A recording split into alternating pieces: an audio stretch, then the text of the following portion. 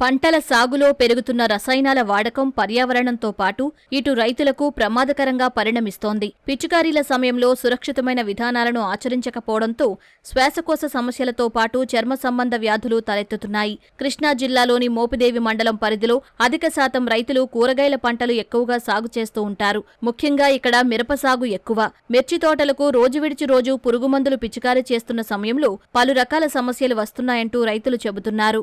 బాగా పిచికారీ చేస్తామని బాగా వాడతామండి మేము.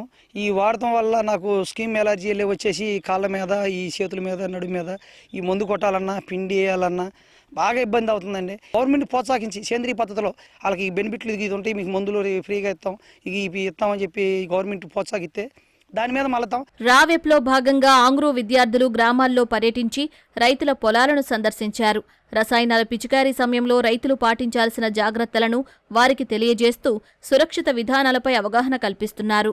రైతులకు చెప్పేది ఏంటంటే, స్ప్రే చేసేటప్పుడు రికమెండెడ్ డోసేజ్ అంటే సిఫార్సు చేసిన మోతాదులోనే మందుని కానీ నీటిని కానీ కలుపుకోవాలి. గాలి వ్యతిరేక దిశలో కొట్టుకోకూడదు. అలాగే మనము వాడిన కంటైనర్లు కానీ, బకెట్లు కానీ సబ్బుతో కానీ, డిటర్జెంట్తో కానీ క్లీన్ చేసుకోవాలి. ఇలా చేయడం వల్ల ముందుగా వాళ్ళకి చాలా ఆరోగ్య సమస్యలు అనేవి ఎదురవుతూ ఉంటాయి.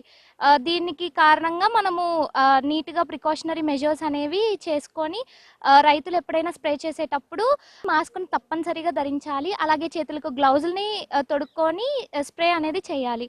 ముఖ్యంగా మనం పురుగు మందులు పిచికారీ చేసేటప్పుడు మూతికి మాస్క్, చేతికి గ్లౌజులు, అలాగే దానికి సంబంధించిన సరైన దుస్తులు ధరించకపోవడం వల్ల ఆరోగ్య సంబంధిత సమస్యలు వస్తూ ఉంటాయి.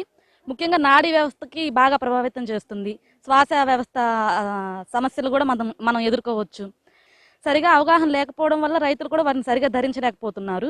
రావెప్లో భాగంగా ఆంగ్రూ అధ్యాపకులు మోపిదేవి మండలంలోని పలు గ్రామాలను సందర్శించారు. విద్యార్థులకు సాగుపై అవగాహన కల్పిస్తూ సమీపంలోని రైతులు పాటించాల్సిన సాగు సూచనలు, పిచికారీ విధానాలపై సూచనలు అందిస్తున్నారు. ఎన్ఎస్ఎస్ ప్రోగ్రామ్ భాగంగా స్టూడెంట్స్ తో పాటు రైతుల ఫీల్డ్స్ కి విజిట్ చేయడం జరిగింది. దీంట్లో భాగంగా మా స్టూడెంట్స్ మేము అబ్జర్వ్ చేస్తుంది ఏంటంటే, ఎలాంటి ప్రికాషనరీ మెజర్స్ తీసుకోకుండా స్ప్రే చేస్తూ ఉన్నారు.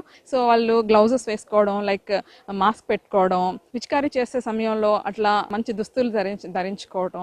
ఇలాంటివి కొన్ని పలు రకాల కొంచెం అయినా ప్రికాషనరీ మెజర్స్ తీసుకుంటే కనుక వాళ్ళకి ఆరోగ్యం మెరుగుపడుతుంది. ఫీల్డ్ విజిట్స్లో మేము గమనించినప్పుడు రైతులు పెస్టిసైడ్స్ స్ప్రే చేసేటప్పుడు ఎటువంటి రక్షణ దుస్తులు కానీ, గ్లౌస్ కానీ, మాస్క్ కానీ, తర్వాత తల మీద కానీ లేకుండా స్ప్రే చేయడం మేము గమనించడం జరిగింది. అందువలన మేము ఒక సూచనలు ఇద్దామనుకుంటున్నాము. ఎందుకంటే ఇటువంటి రక్షణ దుస్తులు వాళ్ళకి లేకుండా చేసినట్లయితే వాళ్ళు చాలా అనారోగ్య సమస్యలు ఎదుర్కోవాల్సి వస్తుంది. వెంటనే తలనొప్పి, తర్వాత వాంతులు అవ్వడము, విపరీతంగా ఎక్స్పోజ్ అయినప్పుడు ఎలర్జీలు, చర్మం మీద ఎలర్జీలు రావడము, తర్వాత నర్వస్ సిస్టమ్ మీద వాటి ప్రభావం పడడము, ఇవన్నీ కూడా అనారోగ్య సమస్యలకి దారితీస్తాయి. అందువలన స్ప్రే చేసేటప్పుడు, పెస్టిసైడల్ స్ప్రేస్ చేసేటప్పుడు ఎప్పుడు కూడా రైతులందరూ కూడా రక్షణ దుస్తులు అంటే ప్రొటెక్టివ్ యాప్రాన్, తర్వాత గ్లౌస్, మాస్క్, తర్వాత హెడ్ కవర్ వేసుకొని చేయవలసిందిగా, కళ్ళు కూడా కవర్ చేసుకొని చేయవలసిందిగా విన్నవించుకుంటున్నాము. పురుగు మందులు కెమికల్స్ కాకుండా బయోపెస్టిసైడ్స్ కూడా ఉన్నాయి.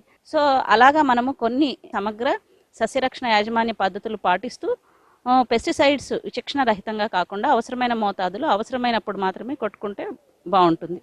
పంటల సాగులో క్రిమిసంహారక మందుల పిచికారీ సమయంలో పాటించాల్సిన మెళకువలను రైతులకు తెలియజేస్తూ సమగ్ర సస్యరక్షణ విధానాలపై అవగాహన కల్పిస్తున్నారు.